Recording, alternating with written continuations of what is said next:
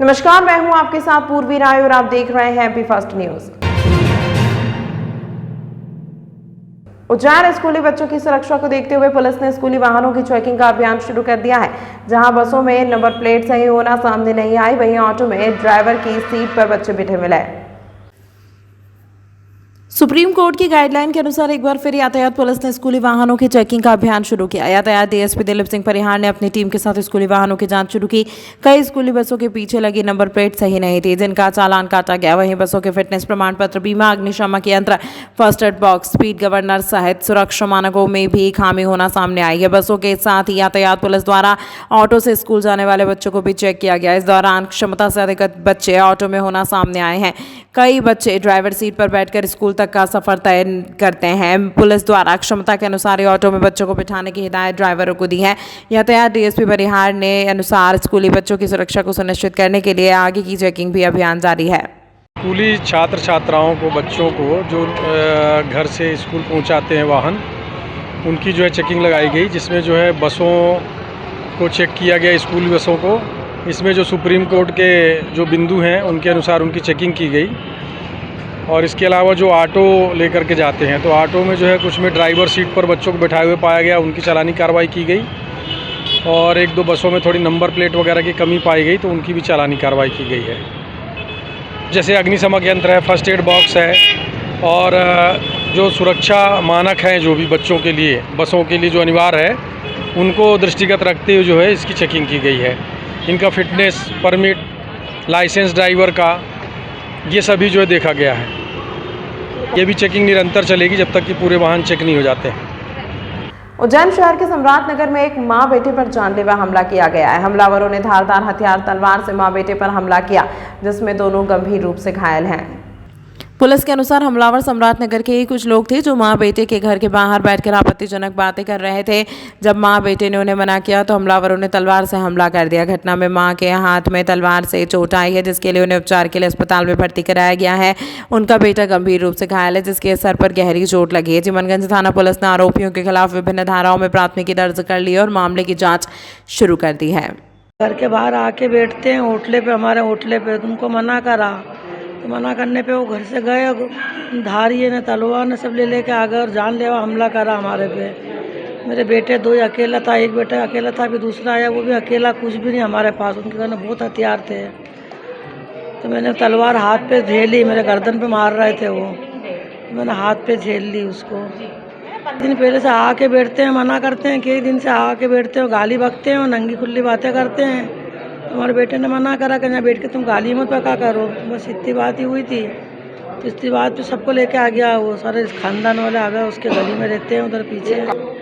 ये सब आगर नाका सम्राट नगर 2 है, वहाँ पे हुआ है। क्या नाम है आपका? सलीमा खान। कहाँ पर रिपोर्ट लगाई? चिमनगंज थाने पे। मेरे बेटे को भी बहुत लगी है, उठ नहीं रहा है वो तो घर में, पर उसका केस वेस जगह जगह लगी है, उसके भी बहुत, अभी सिर में दुख रहा पड़ा। हाँ, मारने की धमकी दे रहे थे सब के, मारो उनको, मारो। सब सामान ले लेके आए तो।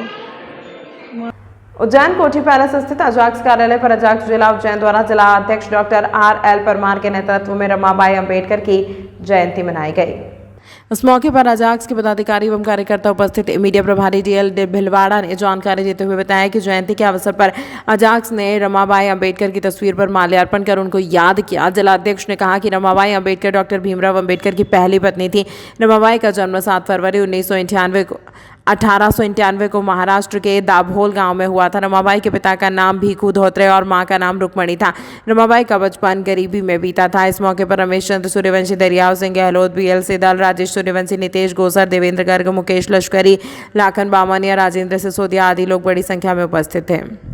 माता रमाबाई अंबेडकर अनुसूचित जाति जनजाति के लिए निश्चित एक महान कल्पना थी, और महान ही नहीं, बाबा साहब अम्बेडकर को बनाने वाली वो थी।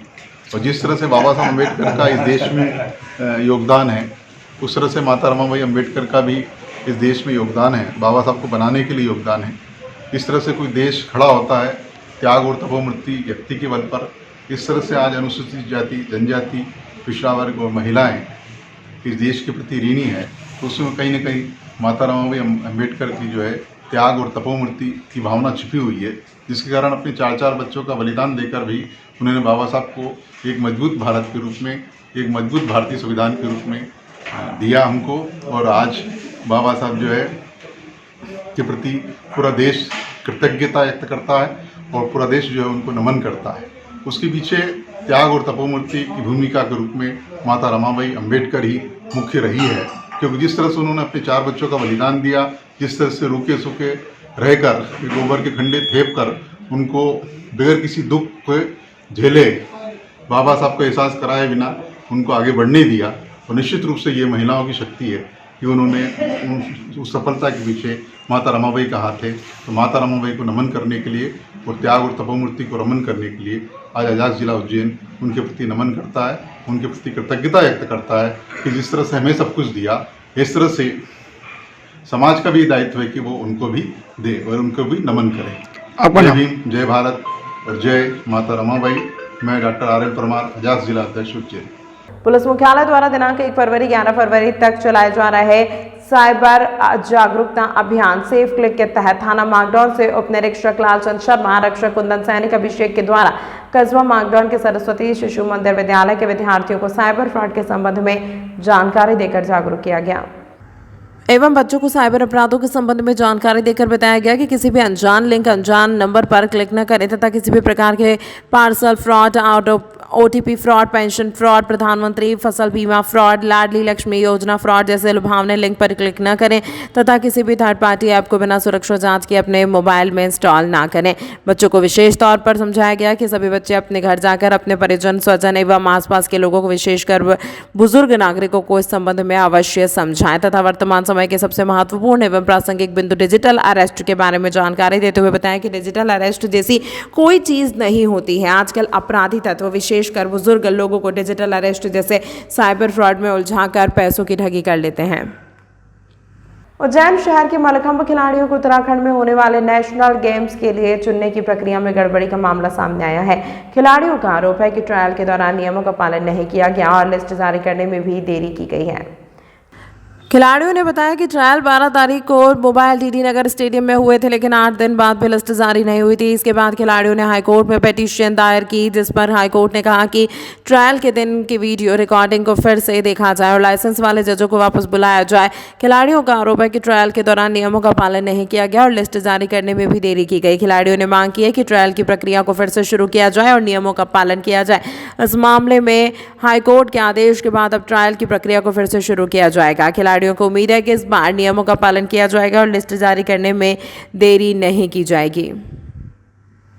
मलखंभ खिलाड़ी है, अभी उत्तराखंड में नेशनल गेम्स हो रहे हैं, जिसके ट्रायल 12 तारीख को भोपाल DD नगर स्टेडियम में हुए थे।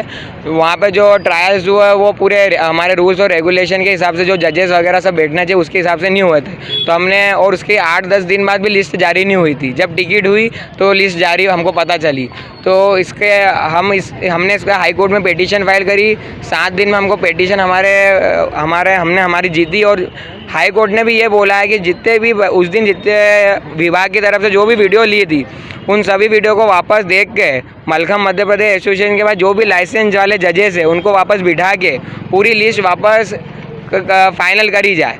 और जो बच्चे जो 12 का दल चले गया, अगर उस बच्चे में 4 या 5 जो भी नहीं है उनकी जगह जो यहाँ पे जिनको जो मतलब होना चाहिए उनको वापस भेजा जाए। कितने बच्चे प्रभावित हुए?